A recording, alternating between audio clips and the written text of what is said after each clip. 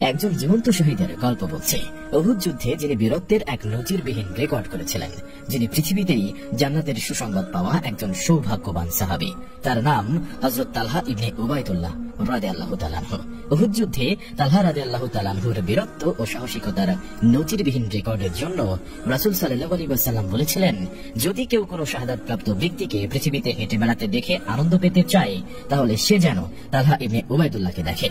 ইসলামের সূচনা পর্বেই মাত্র 15 বছর বয়সে ইসলামের ছায়াতলে আসার সৌভাগ্য হয়েছিল তার। ইসলাম গ্রহণের পর দীর্ঘ 13 বছর প্রচন্ড নির্যাতন সহ্য করে অসীম ধৈর্যের সাথে মক্কায় থাকার পর 622 খ্রিস্টাব্দে অন্যান্য মুসলিমদের সাথে তিনিও মদিনায় হিজরত করেছিলেন। তার ইসলাম গ্রহণের ঘটনাটি বেশ চমকপ্রদ।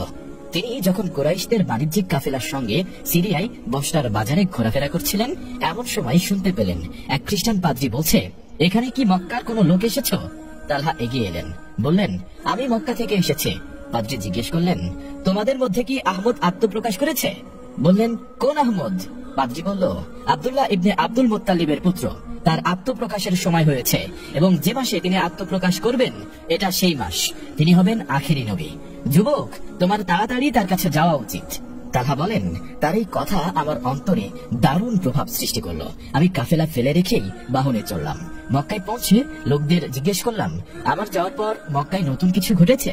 তারা বলল, হ্যাঁ, আব্দুল্লাহর পুত্র মোহাম্মদ নিজেকে নবী দাবি করেছে এবং আবু কুহাফার ছেলে আবু বকর তার অনুসারী হয়েছে। তালহা রাদিয়াল্লাহু তাআলা আনহু আবু বকর সিদ্দিকের কাছে গিয়ে ঘটনার সত্যতা জিজ্ঞেস করলেন। আবু বকর রাদিয়াল্লাহু তাআলা আনহু বললেন, যা শুনেছ তা সত্য। অতঃপর তাকে ইসলামের দাওয়াত দিলেন।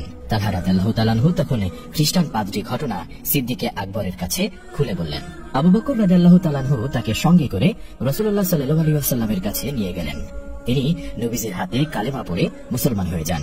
পাদ্রী ঘটনা নবীজিকে বিস্তারিত শোনান। শুনে তিনি দারুণ খুশি হন। তালহা রাদিয়াল্লাহু তাআলা আনহুর ইসলাম গ্রহণে সবচেয়ে বেশি অসন্তুষ্ট হয়েছে তার মা। তার বাসনা ছিল ছেলে গোত্রের নেতা হবে, তাই তিনি কোনোভাবেই ছেলের ইসলাম গ্রহণ মেনে নিতে পারেননি। গোত্রের লোকদের দিয়ে ভয়ভীতি দেখানো হলো, কিন্তু তালহা রাদিয়াল্লাহু তাআলা আনহু স্বীয় ঈমানে পাহাড়ের মতো দৃঢ়তা দেখালেন। অবশেষে তারা বেছে নিল নির্যাতনের পথ। মাসুদ ইবনে খারাশ বলেন, আমি একদিন সাফা মারওয়ার মাঝখানে দৌড়াচ্ছি। এমন সময় লক্ষ্য করলাম একদল লোক হাত পা বেঁধে একটি যুবককে ধরে টেনে নিয়ে যাচ্ছে। তারা তাকে উপুড় করে শুয়ে বেদম প্রহার করতে লাগলো। তাদের পেছনে একজন বৃদ্ধ মহিলা চেঁচিয়ে গালাগাল করছে। আমি জিজ্ঞেস করলাম, ছেলেটির এই অবস্থা কেন? তারা বলল, এ হচ্ছে তালহা ইবনে উবাইদুল্লাহ, পৈতৃক ধর্ম ত্যাগ করে বনি হাশিমের সেই লোকটির অনুসারী হয়েছে। বৃদ্ধ মহিলা সম্পর্কে জানতে চাইলে বলল, উনি হচ্ছেন যুবকের মা সাবা বিনতে হাজরামি। এভাবে তিনি দীর্ঘ 13টি বছর আপনজন ও কুরাইশদের অবর্ণনীয় জুলুম নির্যাতনের শিকার হয়েছেন। হিজরি 3য় সনে মক্কার মুশরিকদের সাথে সংগঠিত উহুদ যুদ্ধ। এই যুদ্ধে তালহা রাদিয়াল্লাহু তাআলা আনহু এক হাতে তলোয়ার ও অন্য হাতে বর্শা নিয়ে কাফিরদের উপর প্রচন্ড আক্রমণ চালান। যুদ্ধের এক পর্যায়ে মুসলিম বাহিনী যখন দারুণ বিপর্যয়ের সম্মুখীন, তখন যে অল্প কজন সৈনিক আল্লাহর রাসূলকে ঘিরে প্রতিরোধ সৃষ্টি করেন, তালহা রাদিয়াল্লাহু তাআলা আনহু তাদের অন্যতম। এই যুদ্ধেই রাসূল সাল্লাল্লাহু আলাইহি ওয়াসাল্লাম আহত হন এবং তার দাঁত মুবারক শহীদ হয়। সে সময় তালহা রাদিয়াল্লাহু তাআলা আনহু ছুটে এসে আহত রাসূল সাল্লাল্লাহু আলাইহি ওয়াসাল্লামকে কাঁধে করে পাহাড়ের উপর এক স্থানে নিয়ে এসেছিলেন। রাসূল সাল্লাল্লাহু আলাইহি ওয়াসাল্লামের নিরাপত্তায় কাফেরদের আক্রমণ প্রতিহত করতে থাকেন। আল্লাহর রাসূলের নিরাপত্তায় কাফেরদের নিক্ষেপ করা তীরের সামনে তিনি নিজের বুক পেতে দেন।